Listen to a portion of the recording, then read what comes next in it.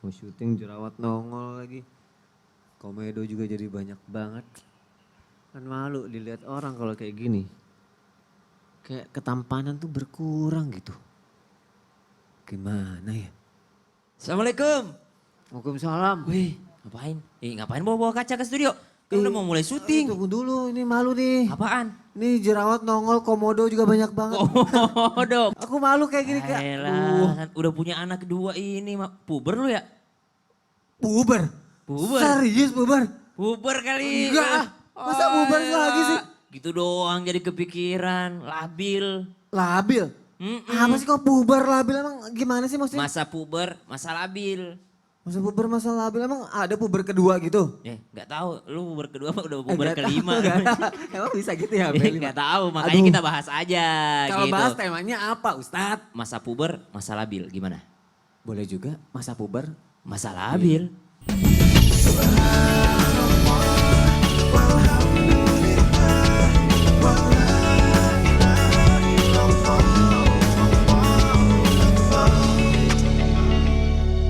Assalamualaikum warahmatullahi wabarakatuh. Waalaikumsalam warahmatullahi wabarakatuh. Jamaah, oh jamaah. Alhamdulillah. Alhamdulillahirabbil alamin. Allahumma sholli ala sayyidina Muhammad wa ala ali sayyidina Muhammad. Alhamdulillah kita ketemu lagi di Islam itu indah, Masya Allah. Tema kita hari ini bagus banget. Masa puber, masa labil. Wah, gimana tuh? Tapi sebelumnya aku senang banget pagi hari ini bisa bersama guru-guru aku ada di sini. Habib Muhammad Syahab. Masya Allah. Ustadz Syam. Siap. Ustazah Lulung. Alhamdulillah. Masya Allah pagi hari ini kita akan belajar sama-sama ya jamaah yang ada di rumah. Tapi sebelumnya ada artikel yang harus aku kasih lihat dulu untuk jamaah yang ada di rumah. Ini mengenai jerawat tuh bukan satu-satunya problem khas di masa puber. Benarkah seperti itu? Jerawat bukan satu-satunya problem khas di masa puber. Mengidentifikasi pubertas pada anak-anak paling mudah dilakukan dengan melihat wajahnya. Kalau semula halus mulus lalu tiba-tiba banyak jerawat, maka kemungkinan sedang puber. Tapi masalah yang muncul saat puber bukan cuma jerawat loh. Apakah itu? Maksud lo? Kalau di kuis kan gitu, apakah itu? Benar gak sih? Sebenarnya masalah dalam puber itu bukan hanya jerawat. Aku mau nanya sama Habib Muhammad Syahab. Apalagi Bib, tanda-tanda laki-laki sedang mengalami masa puber Bib. Aku pernah dengar ada yang bilang katanya mimpi.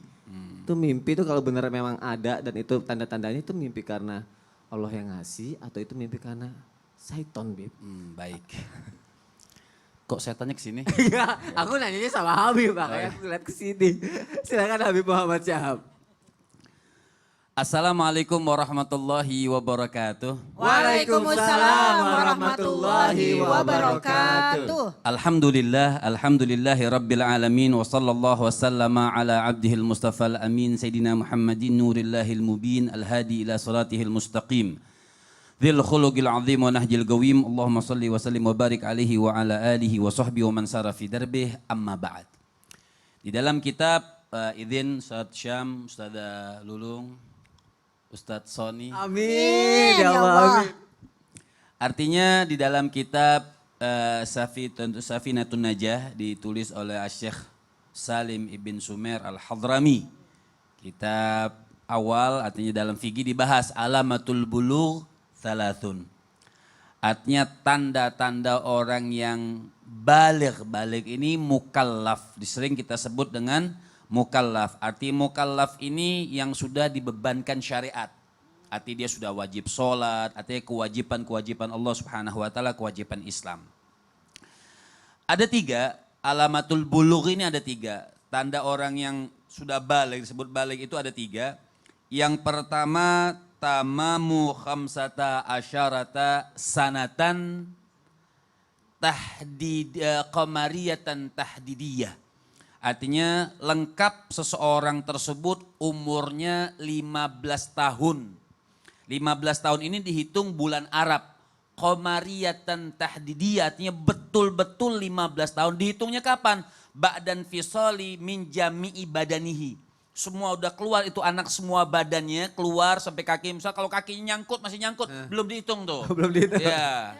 Tapi nggak mungkin nyangkut juga nanti. Artinya ba'dan fisali badanihi artinya semua komplit keluar, nah baru dihitung 15 tahun tahdidiyah. Itu yang pertama. Yang kedua, apabila lidzakar wal untha litis isinin qamariyatan takribiyah. Artinya 9 tahun tapi qamariyatan takribiyah mendekati 9 tahun. Baik laki-laki atau perempuan itu ihtilam, namanya mimpi. Nah, mimpi kecebur. Oh, jadi kecebur habis itu basah. Ya, Oh. makanya mimpi basah lah, ya, mimpi basah. Nah itu 9 tahun kurang 15 hari misalnya, kalau 16 belum dihitung. Ya. 15 hari umur 9 tahun, dia mimpi basah maka terhitung dia baligh. Nah sebelum ke perempuan alamatul bulu, kalau dikatakan mimpi ini ada hadis Nabi mengatakan dia dari syaitan atau bukan, kan pertanyaan seperti itu. Ar-ru'ya minallah al-hulmu minasyaitan. Memang ada hadis Ibn Qatadah mengatakan ru'ya itu mimpi melihat dari Allah. Kalau al-hulmu karena ihtilam mimpi bahasa kalimatnya al-hulum minasyaitan. Tapi tidak semua. Misal contohnya begini. Ar-ru'ya lil mahbub al-hulmu lil makruh. Ru'ya ini dikatakan Imam Nawawi mengatakan, menukilkan ar-ru'ya ini artinya penglihatan yang kita sukai, mimpi yang kita sukai itu namanya ru'ya. Kalau al-hulmu mimpi buruk. Jadi sebagian ulama berbeda pendapat, masa mimpi basah dari setan? Misalnya kan hadis Nabi mengatakan orang yang mimpi buruk apa? Mimpi buruk bangun menghadap ke kiri, kata Nabi baca a'udzubillahi minasyaitonirrajim ngeludah 3 kali. Tapi ngeludahnya min ghair buksin, artinya jangan keluar ludahnya. Oh. Nanti istri kita sebelah kiri, ya kan susah juga. Artinya Berantem. ngeludah tapi nggak keluar, kayak anginnya aja gitu. Jadi masa Sony abis mimpi basah, a'udzubillahi minasyaitonirrajim. Ada yang kadang-kadang alhamdulillah. Ah, gitu. iya. Nah Ya Allah. itu. Dan yang terakhir alamatul bulugh yang ketiga adalah haid buat perempuan. Dan 9 tahun berarti 9 tahun namanya qamariyatan takribiyah. 9 tahun kurang 15 hari dia keluar haid, dikatakan ini anak baligh. Balik, Masya Allah. Berarti itu tanda-tandanya ya Bib ya. Seperti itu. Jazakallah khair Habib, Masya Sama-sama. Allah. Tuh berarti jamaah udah tahu tanda-tandanya kan? Udah pernah ngalamin kan? Kalau gitu selamat ya. Selamat lebih bertanggung jawab dalam hidup. Nah, Betul banget. Masya Allah. Sekarang kita pelajari pagi hari ini. Nggak usah khawatir pokoknya. Seperti saat ini aku mau nanya sama Ustadz Syam yang tadi bilang aku katanya puber Iya, atau labil. labil. Itu kenapa? Apakah karena perubahan sifat itu di masa yang ada yang bilang aku puber labil itu akhirnya dibilang puber kedua apa segala macam. Sebenarnya aku pengen tahu Ustadz Syam. Apakah Rasulullah dan para sahabat dulu ketika mengalami balik itu mengalami perubahan-perubahan sikap juga nggak sih Ustadz Syam? Seperti yang tadi Ustadz Kalau bilang ke aku. balik pulang. Balik ya pulang. Ya, bener. Balik. Balik. Balik arah ya. Pakai re. Oh ya, Balik. balik. Ya. Jadi pas ngalami balik. G. Oh pakai balik. Balik. GH, balik. Pas ngalamin balik itu Ustadz, itu ngalamin sifat yang berubah-ubah nggak sih? Kalau misalnya iya apakah itu karena apa lingkungan juga yang mempengaruhi juga nggak Ustadz Syam? Oh baik, bismillahirrahmanirrahim. Tabe guruku Habib Muhammad, Ustazah Lulung, Mas Sony dan seluruh guru yang sedang menyaksikan Islam itu Indah dan seluruh jamaah milenial yang mungkin masih bertanya-tanya tentang masa puberitas ini. Ya. Maka dalam Al-Quran pun dicontohkan pada saat itu disebutkan juga kata-katanya balaghah, ya baligh. فلما بلغ معه السعي قال يا بني إني أرى في المنام أني أذبحك فانظر ماذا ترى. Yang dikisahkan pertama di sini adalah kisah Nabi Ismail alaihissalam yang sudah beranjak dewasa atau bahasanya baligh. Ketika beliau baligh itu langsung ayahnya bermimpi, Nabi Ibrahim alaihissalam Khalilullah itu bermimpi. Apa mimpinya? Anni azbahuk fanzur madza tara. Saya menyembelihmu wahai Ismail. Tapi kata kuncinya ada di kalimat fanzur madza tara. Apa pendapatmu tentang mimpiku ini? Apakah saya harus menyembelihmu atau bagaimana ini anakku? Berarti Nabi Ibrahim seorang ayah yang sangat mengerti emosional anak yang sedang puber gitu ya. Artinya dia tidak serta-merta menarik Ismail alaihissalam untuk disembelih, tapi dia tanya pendapatnya. Karena Nabi Ibrahim mengerti bahwa anak ini udah dewasa, anak ini udah mukallaf, berarti dia sudah ada perubahan emosinya. Saya harus tanya maunya apa gitu. Jadi Masya Allah ini hebat banget. Jadi lingkungan itu mempengaruhi, lingkungan orang tua. Sekarang jarang banget ada anak yang mimpi basah ngadunya ke orang tua karena malu gitu. Iya. Padahal sebenarnya kalau mimpi basah itu pertama ngadu tuh harusnya ke orang tua. Misalnya anak laki-laki ngadu ke ayah. Kenapa? Supaya diajarin mandi wajib, diajarin apa itu mandi wajib, bagaimana membersihkan hadas besar. Karena kadang-kala ada teman-teman yang udah lama mimpi basahnya tapi nggak tahu bagaimana cara dia nawaitul ghuslanya, bagaimana dia mandi besarnya atau mandi janabahnya itu mandi besarnya. Maka ini sangat penting bagaimana Nabi Ibrahim dan Nabi Ismail ikatannya dalam hal emosional pubernya Nabi Ismail alaihissalam. Kemudian kalau ditanyakan bagaimana Rasulullah sallallahu alaihi wasallam, kalau Rasulullah sallallahu alaihi wasallam adalah orang yang dijaga oleh Allah Subhanahu wa taala. Bahkan pertumbuhan fisiknya Nabi itu beda dengan pertumbuhan fisiknya manusia biasa. Karena umur 2 tahun bersama dengan Halimatus Sa'diyah radhiyallahu taala anha wardaha itu sudah fasih bahasa Arabnya. Fisiknya pun sudah tumbuh seperti anak umur 6 tahun di usia dia 2 tahun di usia Rasulullah sallallahu alaihi wasallam. Akan tetapi masa remaja Rasulullah sallallahu alaihi wasallam itu lebih banyak dihabiskan dengan mengembala kambing bersama dengan paman beliau. Masa remaja Rasulullah sallallahu alaihi wasallam mengembala kambing, kenapa? Karena ternyata emosionalnya sedang dibangun oleh Allah. Bagaimana sih orang mengembala kambing kira-kira? Ngembala kambing, kemarin habis Idul Kurban Son. Itu orang ngembala kambing itu kita mau nyembeli 1 kurban kambing aja tuh setengah mati orang. Ya. Iya enggak? Nabi SAW mengembala kambing semua Nabi itu pasti dikasih kuliah mengembala sama Allah. Kenapa? Karena dia akan mengembala manusia.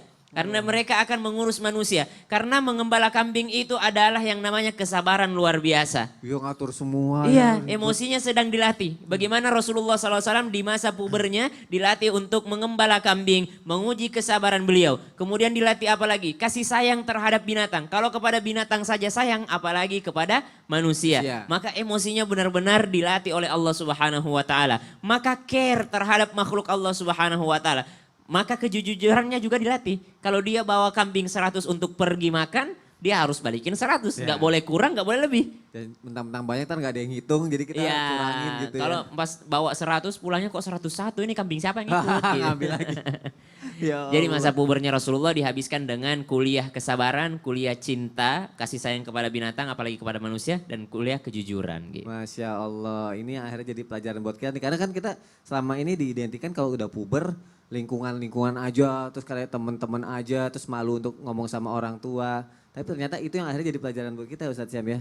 Masya Allah, jazakallah khair Ustadz Syam. Baik jamaah yang ada di rumah, kalau namanya orang tua pasti kan pernah dong ngasih hadiah ke anaknya. iya. Ustazah Lulung gimana? Iya benar. Iya dong. Kalau zaman dulu mah tradisinya kalau anak udah puber tuh kita bikin bubur merah bubur putih. Oh gitu? Tradisinya begitu dulu. Kalau ini tayangannya ada juga yang kayak gitu, dia ngasih hadiah iya? ke anaknya yang beranjak puber. Langsung aja kita lihat tayangannya jamaah, silakan.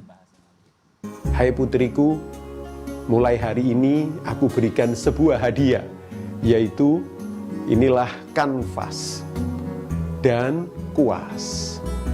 Mulai hari ini kamu harus berani melakukan lukisan. Melukis di kanvas putih ini tergantung lukisannya dalam bentuk apa. Karena mulai hari ini setiap perbuatanmu dicatat oleh Allah Ta'ala apakah itu perbuatan baik dan perbuatan buruk. Luar biasa ayah bunda. Dengan diberikan hadiah kanvas kosong dan kuas dan cat, diibaratkan putrinya mulai hari ini harus bertanggung jawab kepada diri sendiri. Oh, jadi ada filosofinya Ustazah kalau dikasih kanvas itu. Kadang-kadang kalau anaknya nggak ngerti kan papa tahu aku gak suka ngelukis, ntar Iya, gitu. karena aku kan. nggak bisa ngegambar. Iya, enggak ternyata ada filosofinya. Karena kalau sama perempuan memang harus hati-hati. That's Apalagi right. kalau lagi puber kan lebih sensitif gitu perasaannya. Lebih sensitif, lebih pinter, Nah lebih untuk pinter itu ngomong. teman aku nih nanya nih sama Ustazah nih udah aku catat nih di sini sebenarnya dalam Islam nih apakah ketika wanita memasuki masa balik tuh bahkan masa puber ditandai dengan timbulnya sifat sensitif itu. Rasa malunya dan benarkah di zaman Nabi terdahulu itu Lalu. wanita itu puber dalam usia yang cukup muda Ustazah. Benar. Silakan Ustazah Lulung, aku Seperti mohon itu ya. penjelasannya. Terima kasih Kakak Sony yang suheri. Suka. Suka heboh sendiri. Alhamdulillah. Mohon izin Ustaz Sam dan Habib. Assalamualaikum warahmatullahi wabarakatuh. Waalaikumsalam warahmatullahi wabarakatuh. Jamaah. Yeah. Oh jamaah. Yeah. Alhamdulillah. Alhamdulillah rabbil alamin wassalatu wassalamu ala nabiyina Muhammadin wa ala alihi washabihi ajmain amma ba'du. Alhamdulillah kalau ngomongin puber buat perempuan pas banget tanya sama kita ya. Emak-emak yang udah puber keberapa nih ya. Jadi kalau ngomongin masa balik bagi wanita, balik tuh artinya nyampe. Balago gitu ya kira-kira ya Habib ya. Jadi yang namanya perempuan tadi sudah dinyatakan oleh guru kita dari awal. Dari mulai pertumbuhan badannya ya kan. Kemudian pertumbuhan rambutnya sudah berada di mana-mana itu rambut ya Masya Allah. Yang tadinya mungkin maaf ketika tidak berbulu jadi berbulu mohon maaf dan sebagainya. Dan tambahan lagi adalah menstruasi atau haid. Kenapa jadi ada masa sensitif? Ya iyalah tadinya nih waktu dia masih SD nih misalnya nih ya.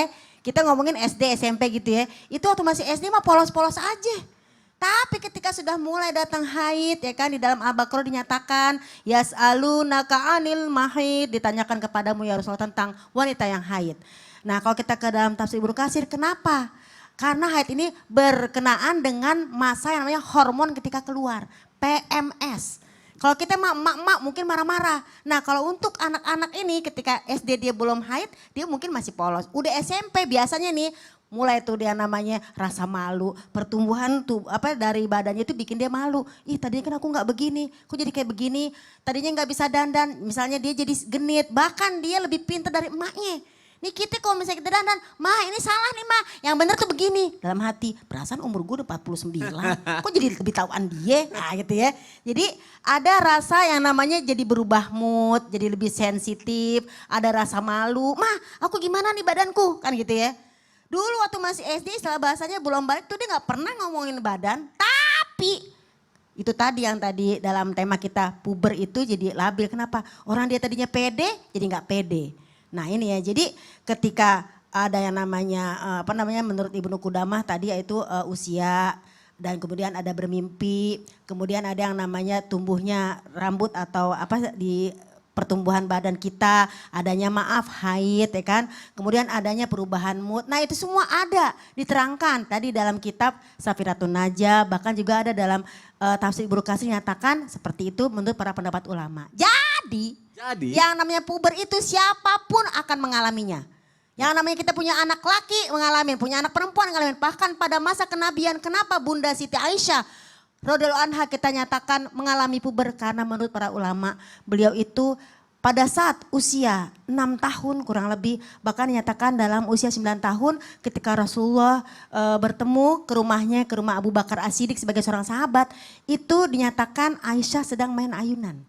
Artinya pada masa itu ada masa kekanak-kanakan tapi ketika sudah muncul yang tadi namanya masa puber itu mulai ada rasa malu ini ada apa? Kok Rasulullah ke rumah itu ada rasa malu. Dia berada di belakang. Kalau nggak dipanggil dia nggak akan keluar. Oh, itu jadi Bunda Aisyah itu pada saat usia itu dia menunggu panggilan. Ketika Aisyah ini ada tamu bahasanya gitu baru berani. Kan kalau kita mah anak kecil mah polos. Polos. Nah kenapa lebih tumbuh cepat dewasa? Karena beliau itu sering duduk di majelis-majelis bersama ayahnya. Bayangin umur 9 tahun itu udah girang yang namanya belajar. Ya. Nah anak-anak zaman sekarang kan beda. Jadi masa dahulu di masa Rasulullah dengan masa sekarang tuh beda. Maka Bunda Aisyah cenderung lebih cerdas dan lebih matang. Laisa zakaru kal unsa. Tidaklah sama laki-laki dengan perempuan. Jadi itu mudah-mudahan kita bisa menghadapi anak perempuan kita yang lagi puber. Jadi jangan diomelin. Kamu kenapa sih? Kok malu? Kenapa sih marah-marah? Karena kadang pagi dia senang, sore dia marah-marah itu tanda juga ya. sifatnya berubah-ubah jadi lebih sensitif. Makanya orang tua butuh pendekatan. Nah, jangan lagi bilang kamu kok gendut, kamu kok jerawat, jangan deh. Abis Jangan. kadang-kadang suka orang tuanya anaknya udah puber, orang tuanya gede cie puber, Cie. anaknya minder Udah mulai jadinya. cinta-cintaan Iya. ya. Salah banget nih kalau kayak gitu ya. Apa? Aduh, Dampingi dia. Dampingi dia, Iya, Masya gitu. Allah. Jazakillah khair Ustazah. Wah iyakum, Masya ya Allah. ampun. Jadi Sekarang kita akan masuk ke segmen yang ditunggu-tunggu jamaah yang ada di rumah, yaitu segmen Ensiklopedia Islam bersama Ustadz Syam. Silakan Ustadz. Terima kasih Mas Sony. Jamaah yang dimuliakan Allah Subhanahu wa taala. Alhamdulillah hari ini kita sudah masuk di segmen Ensiklopedia Islam.